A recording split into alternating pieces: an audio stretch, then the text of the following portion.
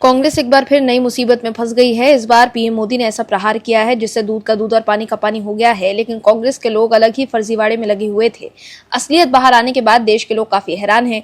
दर्शकों, कांग्रेस के लोग जिस तरह से फर्जीवाड़े का सहारा ले रहे हैं उससे साफ हो गया है कि विपक्ष के पास पीएम मोदी की विकास की नीति का काट नहीं है और देश के लोग मजबूती से पीएम मोदी के साथ खड़े हैं। यही वजह है कि कांग्रेस काफी हताश और निराश नजर आ रही है। कांग्रेस ने क्या कांड किया है वो आगे आपको बताएंगे। उससे पहले आपको बता दें कि कैसे पीएम मोदी के दिमागी नक्सल वाले बयान से विपक्ष में खौफ का माहौल है। दरअसल केंद्रीय संसदीय कार्य मंत्री किरण रिजिजू ने रविवार को पीएम नरेंद्र मोदी की दिमागी नक्सली वाली टिप्पणी की आलोचना करने पर विपक्षी दलों को आड़े हाथों लिया। रिजिजू ने साफ कहा कि प्रधानमंत्री ने विपक्ष के नेताओं को दिमागी नक्सली नहीं कहा था।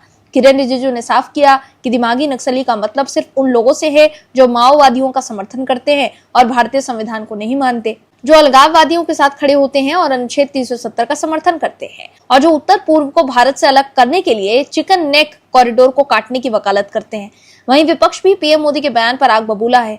दर्शकों, आपको बता दें कि पीएम मोदी ने शनिवार को लाल किले की प्राचीर से देश को संबोधित करते हुए हजारों शहीद सुरक्षा कर्मियों के बलिदान को याद किया और देश से नक्सलवाद को सफलतापूर्वक खत्म करने के लिए सराहना की। साथ ही उन्होंने इस बात पर जोर दिया कि भले ही जंगल में हथियार उठाने वाले नक्सली खत्म कर दिए गए हों, लेकिन दिमागी नक्सली भी हैं जो देश के अलग अलग हिस्सों में मौजूद हैं। उन्हें पहचान कर अलग थलग करने की जरूरत है ताकि देश के युवाओं को एक विकसित भारत के लिए एकजुट किया जा सके।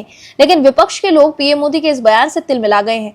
आप दर्शक पीएम मोदी के दिमागी नक्सली वाले बयान से सहमत हैं तो यस और वी सपोर्ट पीएम मोदी जरूर लिखें ताकि विपक्ष को साफ संदेश जाए कि देश के लोग पीएम मोदी के साथ हैं। इस खबर में आगे आपको बताएंगे सब कुछ डिटेल में कि कैसे विपक्ष में मच गई है खलबली और कैसे वीडियो सामने आने से राहुल गांधी हो गए हैं एक्सपोज। तो बने रहिए हमारे साथ अंत तक और देखते रहिए हमारी यह खास रिपोर्ट। साथ ही आप दर्शकों से विनम्र निवेदन है कि अगर आपने अब तक चैनल को सब्सक्राइब नहीं किया है तो अभी कर लीजिए, बेल आइकन को दबाना बिल्कुल भी ना भूलें। दर्शकों, वंदे मातरम को लेकर छिड़े संग्राम का सियासी असर पूरे देश में देखने को मिल रहा है। इस मुद्दे पर केंद्रीय गृह मंत्री अमित शाह ने राजस्थान के निम्भोड़ा में कांग्रेस आलाकमान पर अब तक का सबसे तीखा और सीधा हमला बोला है। चित्तौड़गढ़ जिले के निम्भोड़ा में पूर्व प्रधानमंत्री अटल बिहारी वाजपेयी की प्रतिमा के अनावरण समारोह को संबोधित करते हुए अमित शाह ने कहा कि स्वतंत्रता दिवस के अवसर पर दिल्ली स्थित कांग्रेस मुख्यालय में चल रहे राष्ट्रगीत वंदे मातरम के गान को सोनिया गांधी ने बीच में ही रुकवा दिया। सोनिया गांधी ने कांग्रेस अध्यक्ष मल्लिकार्जुन खड़गे के बीच में ही इस गाने को रोकने के लिए कहा। अमित शाह ने कहा कि हम लोग टीवी पर पूरा देश इस दृश्य को देख रहा था, हम स्तब्ध रह गए। शाह ने कहा कि अगर कांग्रेस में शर्म है तो सोनिया गांधी जी से दो हाथ जोड़कर बंकिम चंद्र चट्टोपाध्याय की अमर आत्मा और देश की 140 करोड़ जनता से तुरंत माफी मांगनी चाहिए। वहीं वंदे मातरम विवाद पर बीजेपी प्रवक्ता प्रदीप भंडारी ने कहा कि जब कांग्रेस के रैलियों या समर्थकों की ओर से पाकिस्तान जिंदाबाद के नारे लगाए गए तब पार्टी नेतृत्व की ओर से ऐसी बेचैनी या आक्रोश देखने को नहीं मिला। भंडारी ने कांग्रेस पर निशाना साधते हुए ये भी कहा कि इसके उलट वंदे मातरम के गायन को लेकर कांग्रेस नेतृत्व की प्रतिक्रिया बेहद अलग दिखाई दी। वहीं जाने माने टीचर अवध ओझा ने इटली की प्रधानमंत्री जॉर्जिया मेलोनी पर कांग्रेस नेताओं की हालिया टिप्पणी पर रिएक्ट किया है। उन्होंने लोकसभा में विपक्ष के नेता राहुल गांधी पर तीखी प्रतिक्रिया दी। अवध ओझा ने कहा कि विपक्ष के नेता का काम सिर्फ लोगों को हंसाना नहीं है, उन्हें देश को एक दिशा भी देनी होती है। ओझा ने कहा कि जेनजी बहुत समझदार है, वो ऐसी बातों पर शायद थोड़ा हंसे लेकिन उन्हें गंभीरता से नहीं लेंगे, फिर यही कपिल शर्मा के शो जैसा हो जाएगा। कपिल शर्मा भी यही करते हैं, वो लोगों को हंसाते हैं। इसलिए विपक्ष के नेता का काम सिर्फ लोगों को हंसाना नहीं है, उन्हें देश को एक दिशा भी देनी होती है। इस बात का ध्यान रखना जरूरी है। वहीं झारखंड में जेपीएससी जेएसएससी स्टूडेंट्स प्रोटेस्ट लगातार जारी है। ऐसे में अब छात्रों का सब्र का बांध टूट चुका है। प्रदर्शन कर रहे छात्र अब आने वाले दिनों में अपने आंदोलन का तरीका बदलने की तैयारी कर रहे हैं। छात्र नेता रविंद्र सिंह पासवान ने कहा कि अब गांधी का नहीं बल्कि भगत सिंह का रास्ता अपनाने का समय आ गया है। अब जेएसएससी रिफॉर्म मंच ने सरकार पर छात्रों की अनदेखी का आरोप लगाते हुए मुख्यमंत्री हेमंत सोरेन के इस्तीफे की मांग की है। रांची में कई दिनों से चल रहे छात्र प्रदर्शन में सीएम के इस्तीफे की मांग पहली बार उठी है। आंदोलन पर बैठे छात्र अब सीएम हाउस को घेराव करने की तैयारी कर रहे हैं। दर्शकों, स्वतंत्रता दिवस समारोह में लोकसभा के नेता प्रतिपक्ष राहुल गांधी और कांग्रेस अध्यक्ष मल्लिकार्जुन खड़गे के लगातार तीसरे साल शामिल न होने को लेकर घमासान जारी है। इस बीच रक्षा मंत्रालय ने कांग्रेस पार्टी को पिछली सरकारों के दौरान बीजेपी के पूर्व विपक्ष के नेताओं जिसमें सुषमा स्वराज और अरुण जेटली शामिल थे, उनकी बैठने की व्यवस्था की सूची जारी की है। दरअसल 2024 में राहुल गांधी की सीट को लेकर विवाद शुरू हुआ था। उस समय लोकसभा में नेता प्रतिपक्ष और कैबिनेट मंत्री का दर्जा रखने वाले राहुल गांधी को दूसरी आखिरी पंक्ति में बैठाया गया था, जिसके बाद विपक्ष ने इसे राहुल गांधी और जनता का अपमान बताया था। वहीं केंद्र सरकार की ओर से कहा गया था कि परिसर में ओलंपिक खिलाड़ियों के लिए जगह बनाने के कारण सीट व्यवस्था में बदलाव किया गया था। प्रोटोकॉल के मुताबिक औपचारिक और संवैधानिक समारोहों में नेता प्रतिपक्ष को आमतौर पर अग्रिम पंक्ति में स्थान दिया जाता है। दरअसल रिपोर्ट की माने तो राज्यसभा में नेता प्रतिपक्ष मल्लिकार्जुन खड़गे को इस बार दूसरी या तीसरी पंक्ति में सीट आवंटित की गई थी। वहीं सीट आवंटन को लेकर कांग्रेस और केंद्र सरकार के बीच विवाद ऐसे समय में सामने आए हैं जब स्वतंत्रता दिवस समारोह में विपक्ष के शीर्ष नेताओं की मौजूदगी को लेकर पहले से ही राजनीतिक चर्चा तेज थी। वहीं न्यूज 18 की रिपोर्ट की माने तो रक्षा मंत्रालय ने कांग्रेस के वरिष्ठ नेताओं को पूर्व नेता प्रतिपक्षों को समारोह में आवंटित सीटों की जानकारी दी, लेकिन कांग्रेस नेता इससे संतुष्ट नहीं हुए। इसके बाद राहुल गांधी और मल्लिकार्जुन खड़गे ने लाल किले पर आयोजित स्वतंत्रता दिवस समारोह में हिस्सा नहीं लिया। दोनों नेता लगातार तीसरे वर्ष समारोह से दूर रहे। दर्शकों, कांग्रेस के लिए सिर्फ गांधी परिवार का रसूख सबसे ऊपर है। कांग्रेस और राहुल गांधी चाहते हैं कि उन्हें पहली पंक्ति में जगह मिले, तभी वो लाल किले पर स्वतंत्रता दिवस समारोह में शामिल होने जाएंगे। मगर सवाल यह है कि जब बात देश की है तो फर्क नहीं पड़ना चाहिए कि बैठने की जगह पहली पंक्ति में है या दूसरी पंक्ति में। लेकिन राहुल गांधी को सिर्फ दिखावे से मतलब है। वहीं लोकसभा में नेता प्रतिपक्ष राहुल गांधी और राज्यसभा में विपक्ष के नेता मल्लिकार्जुन खड़गे के लाल किले पर आयोजित स्वतंत्रता दिवस समारोह में शामिल नहीं होने पर केंद्रीय मंत्री गजेंद्र सिंह शेखावत ने प्रतिक्रिया दी है। केंद्रीय मंत्री गजेंद्र सिंह शेखावत ने आईएनएस से बातचीत करते हुए कहा है कि मैं नहीं जानता हूं कि वो यानी राहुल गांधी और मल्लिकार्जुन खड़गे किस कारण से नहीं आए होंगे। गजेंद्र सिंह शेखावत ने कहा कि लाल किले पर स्वतंत्रता दिवस समारोह में आना दो तरह का विषय है। एक ये कि आप खुद इस बड़े दिन को लेकर क्या संकल्प करते हैं और इसको लेकर आपके मन में कितना गरिमा का भाव है।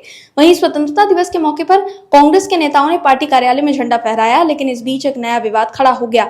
दरअसल दिल्ली स्थित कांग्रेस कार्यालय पर झंडा फहराते हुए वंदे मातरम का गान शुरू हुआ तो शुरुआत के दो पैरा तो जब गाए जाते रहे, उसके गायन के वक्त राहुल गांधी, सोनिया गांधी और मल्लिकार्जुन खड़गे सावधान की मुद्रा में दिखाई दिए।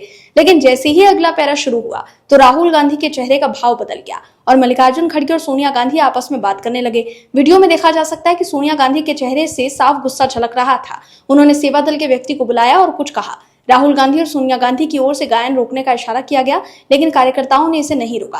कांग्रेस सेवा दल के पूर्व अध्यक्ष लालजी देसाई ने मामले में हस्तक्षेप करते हुए गायन पूरा कराया। कार्यक्रम के दौरान वंदे मातरम का गायन तय हिस्से से आगे बढ़ने पर राहुल गांधी और सोनिया गांधी ने इसे बीच में ही रोकने का संकेत दिया। हालांकि लालजी देसाई ने दोनों नेताओं को समझाया कि गायन जारी रखा जाए। इसका वीडियो सोशल मीडिया पर वायरल हो रहा है। वहीं स्वतंत्रता दिवस के अवसर पर कांग्रेस मुख्यालय में वंदे मातरम गायन को लेकर राजनीति गर्मा गई है। बीजेपी के राज्यसभा सांसद सुधांशु त्रिवेदी ने कांग्रेस पर वंदे मातरम का अपमान करने का आरोप लगाया है और कांग्रेस आलाकमान से माफी मांगने की मांग की है। वहीं कांग्रेस ने गाने में किसी तरह की बाधा डालने और उसके अपमान के आरोप को खारिज किया। बीजेपी सांसद सुधांशु त्रिवेदी ने कहा कि वंदे मातरम के गायन के दौरान कोई व्यक्ति उन्हें आकर कुछ भी बता रहा था और वो जो लोग एक दूसरे को इशारे भी कर रहे थे। ये राष्ट्र गीत वंदे मातरम के प्रति उनका अपमान है, जिससे करोड़ों करोड़ों भारतवासी बहुत आघात महसूस कर रहे हैं। ये दर्शाता है कि कांग्रेस पार्टी अभी भी संभवतः राष्ट्रीय गीत वंदे मातरम को संपूर्ण रूप से स्वीकार नहीं कर पाई है। कुल मिलाकर देखें तो कांग्रेस बैकफुट पर नजर आ रही है। दर्शकों, पीएम मोदी के सामने विपक्ष के लोग कहीं भी नहीं टिक पा रहे। वहीं अब पीएम मोदी के दिमागी नक्सल वाले बयान पर सियासी घमासान तेज हो गया है। राज्यसभा सांसद और कपिल सिब्बल ने स्वतंत्रता दिवस पर पीएम नरेंद्र मोदी के राष्ट्र के नाम संबोधन को लेकर निशाना साधते हुए आरोप लगाया कि वो एक बार फिर सपने बेच रहे हैं और पिछले 12 सालों से उनकी सोच पहले बीजेपी फिर देश रही है। इसके साथ ही कपिल सिब्बल ने पीएम मोदी के दिमागी नक्सल वाले बयान की भी आलोचना की। उन्होंने कहा, असली समस्या बीजेपी की विचारधारा वाले लोगों की है जो स्वभाव से ही तानाशाही वाले हैं। इसके अलावा कपिल सिब्बल ने महिलाओं के लिए आरक्षण की पीएम मोदी की टिप्पणी की भी आलोचना की। सिब्बल ने आरोप लगाया कि बीजेपी संसद और विधानसभा में आरक्षण लागू करने में दिलचस्पी नहीं रखती। वहीं अब अगले आम चुनाव में जीत पक्की करने के लिए निर्वाचन क्षेत्रों का परिसीमन करने के मकसद से 2/3 बहुमत चाहती है। कपिल सिब्बल ने प्रेस कॉन्फ्रेंस में कहा कि मैं लाल किले की प्राचीर से प्रधानमंत्री का संबोधन बहुत ध्यान से सुन रहा था। उन्होंने कई मुद्दों पर बात की, लेकिन कुछ ऐसे मुद्दे हैं जिनका जिक्र मैं करना चाहता हूँ। पहला मुद्दा प्रधानमंत्री द्वारा दिमागी नक्सल कहे जाने का। मुझे लगता है ऐसा नहीं कहा जाना चाहिए था, खासकर तब जब उन्हें पता हो कि दुनिया उनकी बातें सुन रही है। जब वो दिमागी नक्सल यानी नक्सली सोच वाले लोगों की बात करते हैं तो वो भारत के लोगों और बाकी दुनिया को ये संकेत दे रहे होते हैं कि देश में ऐसे लोग हैं जो बौद्धिक रूप से अराजकतावादी हैं और जो देश के अंदर से बर्बाद करना चाहते हैं। वहीं कांग्रेस के वरिष्ठ नेता पी चिदम्बरम ने कहा कि मुझे दिमागी नक्सल होने पर गर्व है। चिदम्बरम की इस टिप्पणी को प्रधानमंत्री के बयान पर का सीधा जवाब माना जा रहा है। वहीं कांग्रेस महासचिव जयराम रमेश ने एक्स पर एक पोस्ट में कहा कि प्रधानमंत्री ने पहले अपने विरोधियों को शहरी नक्सल कहा और अब उन्हें दिमागी नक्सल कह रहे हैं। उन्होंने कहा कि ये उनकी हताशा का स्पष्ट संकेत है। कांग्रेस नेता जयराम रमेश ने एक्स पर पोस्ट कर कहा कि ये उनकी हताशा का पक्का संकेत है। ये अलग बात है कि आखिर में वो वही करते हैं जिनकी मांग या वकालत ये तथाकथित अर्बन नक्सल या अब दिमागी नक्सल करते हैं। ऐसा ही नहीं कहा जाता कि पीएम के पास एंटायर पॉलिटिकल साइंस में मास्टर एब्यूजर की डिग्री है। वहीं कांग्रेस सांसद पवन खेड़ा ने सोशल मीडिया प्लेटफॉर्म एक्स पर पीएम मोदी का एक वीडियो शेयर किया है, जिसमें उन्होंने लिखा कि ये महामानव बिना टेलीप्रॉम्प्टर के आम आदमी पार्टी के मुखिया अरविंद केजरीवाल ने भी पीएम मोदी का वीडियो एक्स पर पोस्ट किया और कैप्शन में लिखा, आत्मविश्वास की कमी, घबराया हुआ और डगमगाया हुआ प्रधानमंत्री। वहीं पीएम मोदी के दिमागी नक्सल वाले बयान से सीजेपी भी तिलमिला गई है। सीजेपी के प्रवक्ता सौरभ दास ने कहा कि बदलाव की घंटी बज चुकी है, जागने का समय आ गया है। सौरभ दास ने सवाल उठाया कि सिर्फ सरकार से सवाल पूछने वाले पढ़े लिखे युवाओं को नक्सली कैसे कहा जा सकता है। दर्शकों, देश के 80वें स्वतंत्रता दिवस पर लाल किले की प्राचीर से संबोधन में पीएम मोदी ने कहा था कि सशस्त्र नक्सलवाद का खतरा अब समाप्ति की ओर है। वहीं इसके साथ ही पीएम मोदी ने दिमागी नक्सल सोच वाले कुछ लोगों को लेकर चेतावनी दी। पीएम मोदी के मुताबिक ऐसे लोग हिंसा और अशांति फैलाने के अवसर तलाशते हैं और देश को गलत दिशा में ले जाना चाहते हैं। पीएम ने ऐसे लोगों की पहचान कर उन्हें अलग अलग करने और युवाओं को मुख्यधारा से जोड़ने की जरूरत बताई है। लेकिन सवाल यह है कि जब पीएम मोदी हिंसा करने वाले लोगों पर निशाना साध रहे हैं तो इस पर विपक्ष के लोग क्यों बेचैन नजर आ रहे हैं। पीएम मोदी ने तो यही कहा ना कि दिमागी नक्सल सोच रखने वाले लोग हिंसा और अशांति फैलाने के अवसर तलाशते हैं और देश को गलत दिशा में ले जाना चाहते हैं। ऐसे में क्या सीजेपी, कांग्रेस और सिब्बल को इससे दिक्कत क्यों है? क्या वो हिंसा करने वाले लोगों का समर्थन करते हैं जो पीएम मोदी के बयान से उन्हें मिर्ची लग रही है?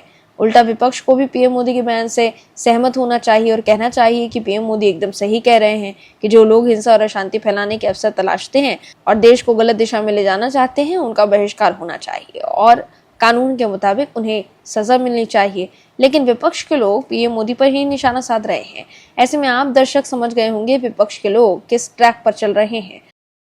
दर्शकों, पीएम मोदी जो विकास की राजनीति करते हैं उनसे कांग्रेस मुद्दा विहीन हो गई है और इसी बौखलाहट में कांग्रेस आईटी सेल के प्रमुख सुप्रिया श्रीनेत सोशल मीडिया पर झूठ का सहारा लेकर फर्जी खबर फैला रही हैं। और अब ये सब कुछ इसलिए हो रहा है क्योंकि राहुल गांधी बीजेपी को घेरने में नाकाम साबित हो रहे हैं। ऐसे में कांग्रेस आईटी सेल को बीजेपी को बदनाम करने के लिए फर्जीवाड़े का सहारा लेना पड़ रहा है। दरअसल 80वें स्वतंत्रता दिवस के जश्न को लेकर कांग्रेस की सोशल मीडिया प्रमुख और कांग्रेस कार्य समिति की सदस्य सुप्रिया श्रीनेत एक विवाद में घिर गई। उन्होंने सोशल मीडिया पर 2 पुराने वीडियो शेयर कर आरोप लगाया कि बीजेपी नेताओं ने तिरंगे की जगह पार्टी का झंडा फहराया।